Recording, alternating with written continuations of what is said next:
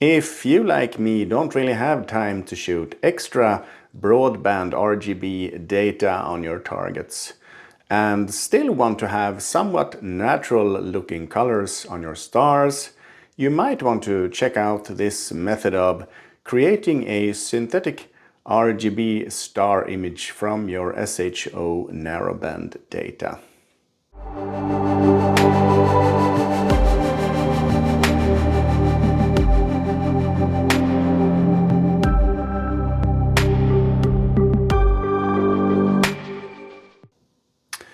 I'm looking outside and the weather is bad. As usual. Well, I have been somewhat fortunate this season, but it is normally bad weather here in the high coast area at 63 degrees north. And what is better than making some new PixInsight processing tutorials for you? So in this video, I'm going to show you how to make synthetic RGB stars from SHO narrowband data. My name is Morten and you're watching Frost Astrophotography. Before we go into actually creating a synthetic RGB star image, we will have to check some settings and do some preparations in PixInsight. The first thing we want to do is to open the process called GAIA. GAIA is a database that you can have locally for the stars in the night sky, and I have found that it is much faster searching through a local database than asking an online database and downloading information every time you ask a question. Unfortunately, there aren't any local database files in the PixInsight installation. As default, you will have to download them manually. If you log on to the PixInsight website and the software distribution system that you have access to, if you have a PixInsight license, you will see that there are XPSD database files here, and this might be a bit confusing at first. Trust me, it was for me. The first one that you will need is the GAIA DR3. That is the main database for doing plate solving or image solving in PixInsight. If you expand this, you would see that there are a lot of database files and they are fairly big. I would say that you don't need all of the files here. You can see that they are divided in magnitude range. So I would say for the dimmest objects, maybe you won't search them as often. So start by downloading at least the first one here, but maybe 5 or 10 or whatever you feel like. I downloaded the first 10 of these files. After that, you will need the GAIA DR3 SP, and now you might ask yourself, why do I need a double collection of database files, and what does this SP stand for? The GAIA DR3 SP stands for spectrum, and that means that the databases include color information for the stars. And after you have run the image solver on the stars, you want to correct the colors, and using the Spectrophotometric color calibration process, it looks up the database and adjusts the colors accordingly. So that is why you would need both of these. And the same here, maybe you aren't going to query the databases for the dimmest objects. So I did like with the first one, I downloaded the first 10 of these files. But if you have the time and the bandwidth, you can download them all at the same time. When you've finished downloading these files, you will go back to PixInsight and the GAIA process here. You will click on the little preferences wrench here. Then you will select the GAIA DR3 first. Now I obviously have the 10 files here already, but when I click select here, I will open up a browsing windows. I decided to put the files into the PixInsight directory and call it GDR3. You can place them wherever you want. So I will select these 10. When that's completed, I will click OK. I will then go back to the preferences. I will select the GAIA DR3 SP and I will repeat the process. I will open up a browser. I will select my 10 files and I will click OK. And that means that the local GAIA database has been configured. You don't really need to make any other settings whatsoever here in this process right now. Now that we have configured our local database, I am going to take an example. In this case, I have 3 stacked SHO frames here from the Wizard Nebula that I did about a year ago, I would say. Now these have been slightly processed in the linear phase. I've just done the dynamic crop, the dynamic background extraction, and a linear fit to the reference frame of HA. I haven't done anything else to these frames, and that is what we are going to begin with. I normally join my stars and everything together in the non-linear phase, but that is not so good for the color calibration and the image solving. So we are going to do this in the linear phase. I will open up PixelMath and I will use a special formula here. I didn't invent this formula. It has been used in other videos and is available on other websites as well. I will include it in the video description. We're going to blend the SHO frames together with this formula, so they will be as close to RGB as possible.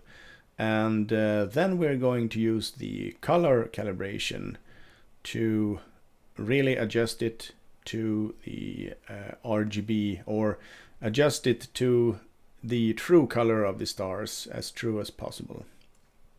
So this PixelMath has been prepared by me already. We don't want to use a single expression. We want to generate output and we want to make it RGB, and we want to make a new image of this. So in the red channel here, we're going to do 0.4 times HA plus 0.6 times S2. For the green, 0.4 times the O3 plus 0.3 times the HA plus 0.3 times the S2. And for the blue channel, we have O3. So I'm going to execute this. Then I will close that. I will do an STF on this one, a normal screen transfer function, like this. You don't have to bother with the background right now, because that is going to be processed completely separate from this. We are only interested in the stars at this time. The first thing I will do after joining these two together is that I will need to do an image solve. I want to embed information in this image about where exactly are the stars located. So the color calibration knows this. We would need some information about your camera, your focal length, and the coordinates of where this image has been taken. So the coordinates you can have saved. I always keep my coordinates in an Excel sheet for all of the photo sessions and all of the objects. But if you don't have that available, you can open up a light frame that you have taken in this session. So this is a light frame, even though it is the upside down in compared to the stacked one, but that doesn't matter. What matters is that we can open up File and then look at the fits header of this. Here we have all the information that was gathered when this image was taken. You can see the pixel size here of the camera that you have been using. You can also see binning, gain, offset, and all of the other information. But what is crucial here is the object RA and DEC.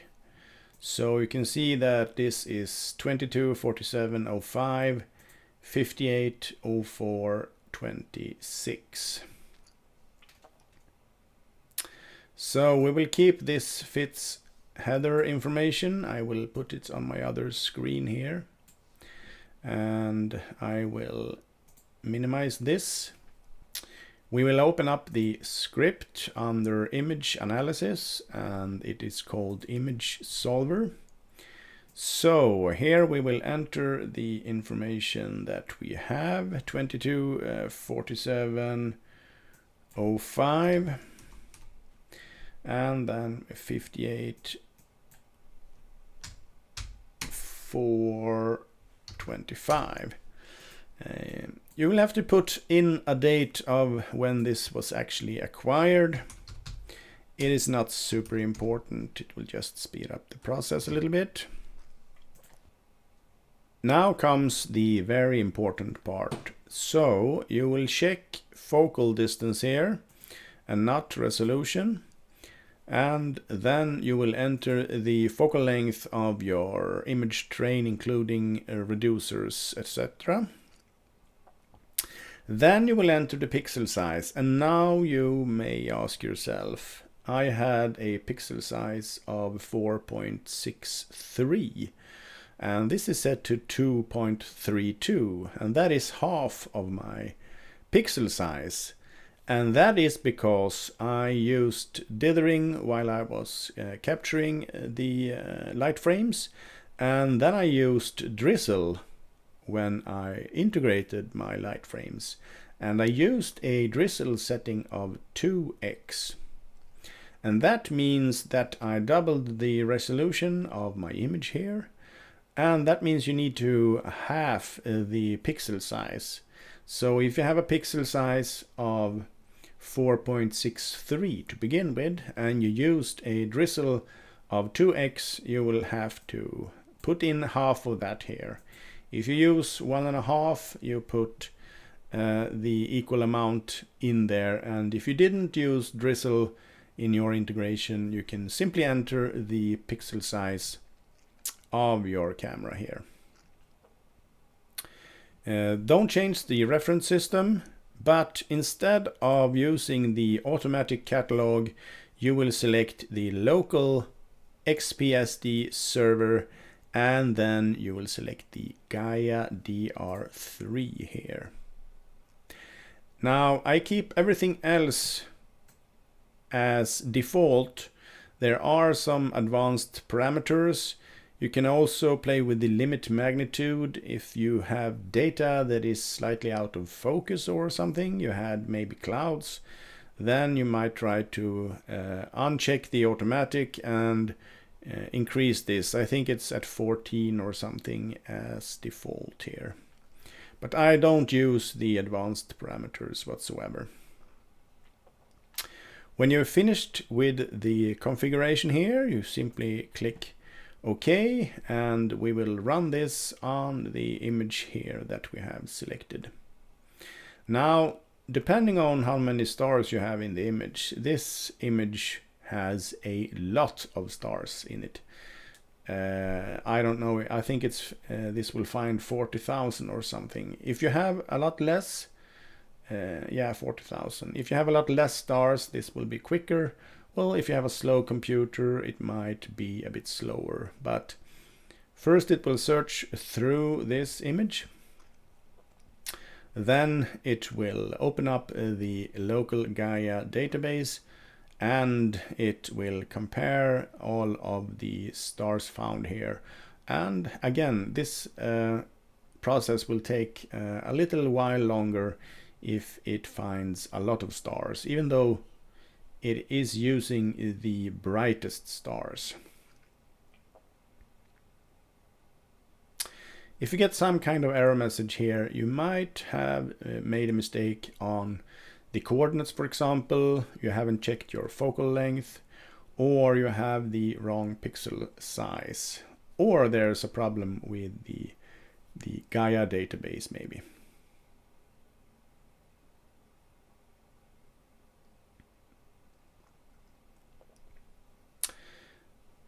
Now it's closing in, and there it is finished.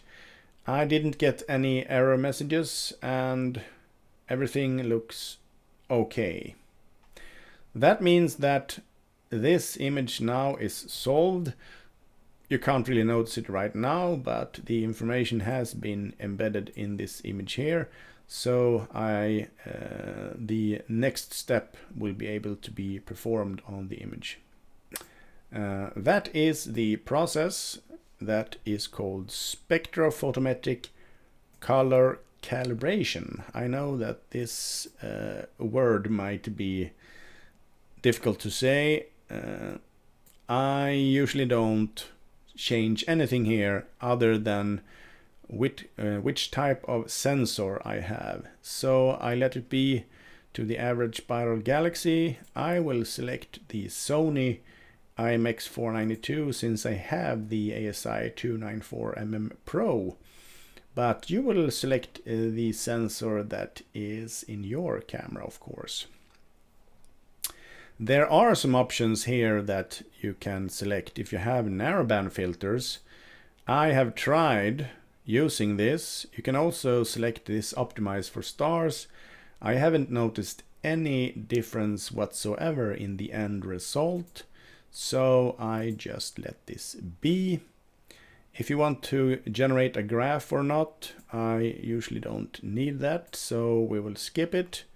And you will select the GAIA DR3SP catalog. You will actually need this to be able to work with this process, so it won't work if you don't have it installed like we did in the beginning.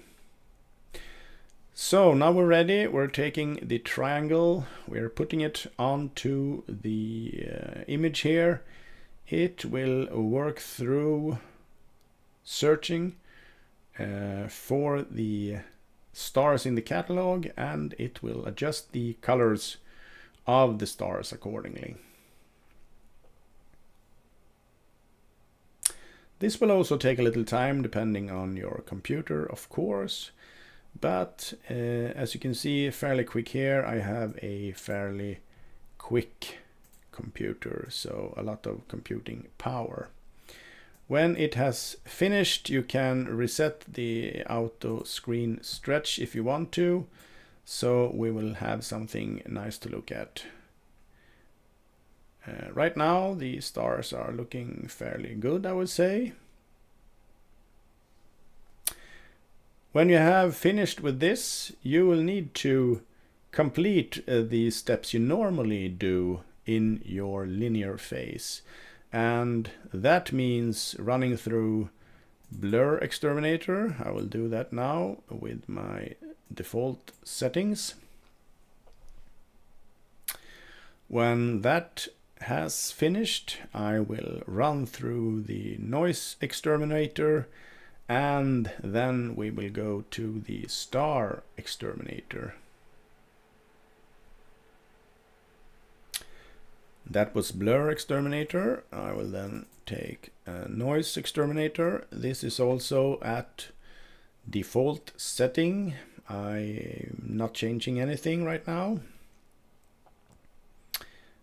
This might take longer on your computer or faster. And when that has finished, I will open up Star Exterminator. And now, since I'm using this in the linear phase, I will uncheck on-screen stars, but I will of course generate a star image, because that is the reason that we are here for. So I will execute this now on this image. It is finished now. I will not keep this starless image because it is not really usable for an SHO image. This mix or blend that we did with PixelMath is intended for the stars. So I will close that, throw it away. So the next step here is to make this a non-linear image, and I will use histogram transformation.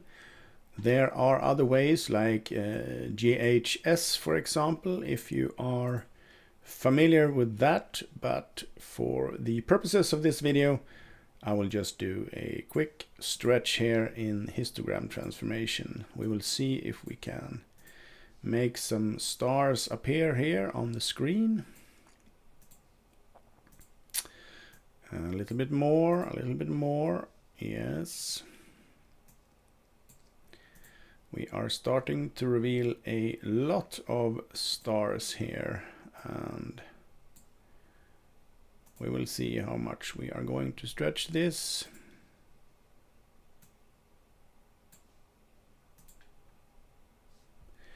Maybe a bit more, so this might be good. As you can see, this image is really full of stars. Obviously, we don't want this many stars. If we open up the image that I used when I processed this image the last time, you can see that I added SHO stars, something like this. And here you have a lot of stars. So we will have to reduce the stars a little bit here.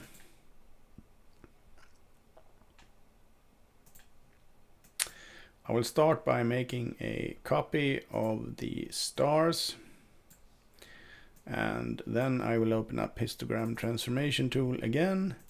I will reset it, and I will select the clone there, and then I will bring this down one block to start with. And that brought the stars down a good portion, but there's still too many stars for my taste, so I will bring it down a little bit more. And I will also bring it down a little bit more.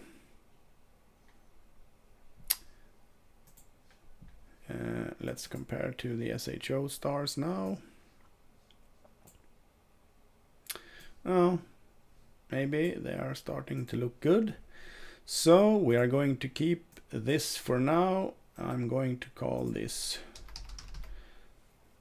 stars, and then I'm going to open up my starless image, and this has been processed in an earlier video of mine.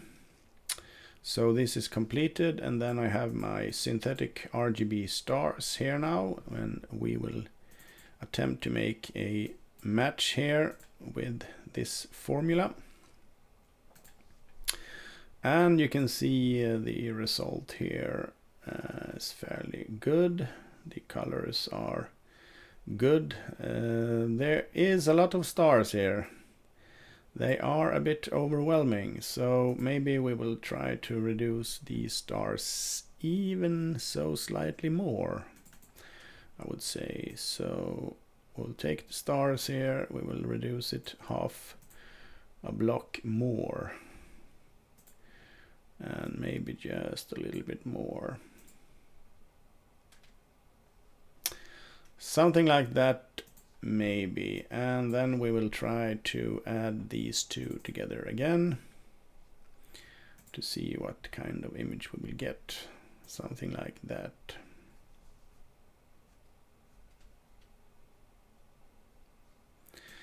And I will minimize these two. So now we have an image here with an SHO image and synthetic RGB stars, and the colors are great, I would say. They really look very natural. And now we're going to compare this image with the image that I made with SHO stars.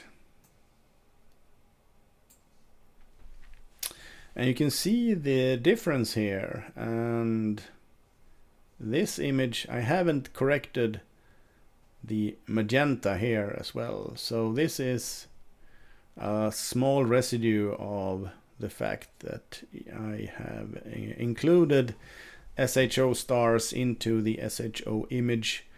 I could remove this using SCNR if I invert this image. I will run SCNR with 1. I will see what happens with that. I will invert it back.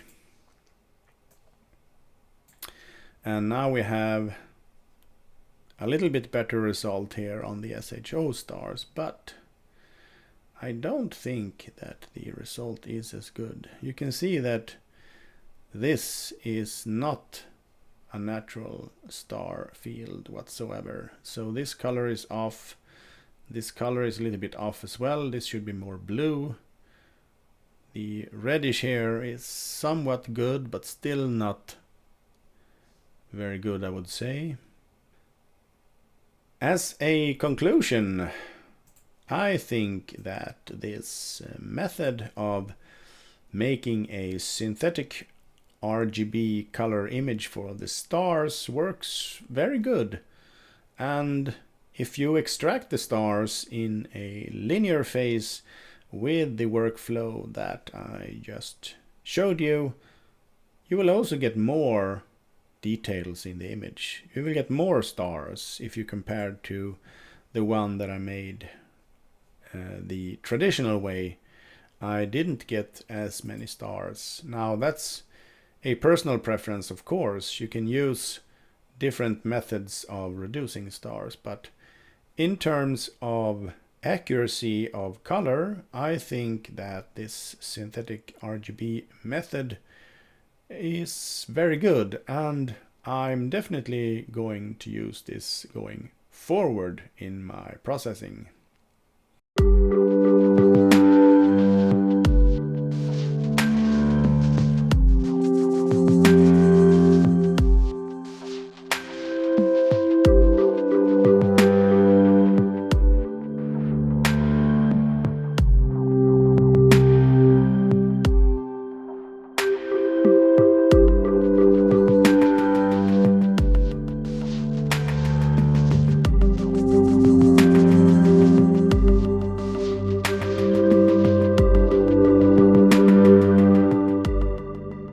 Thank you so much for watching this video, and please like it and consider subscribing if you're not already doing so.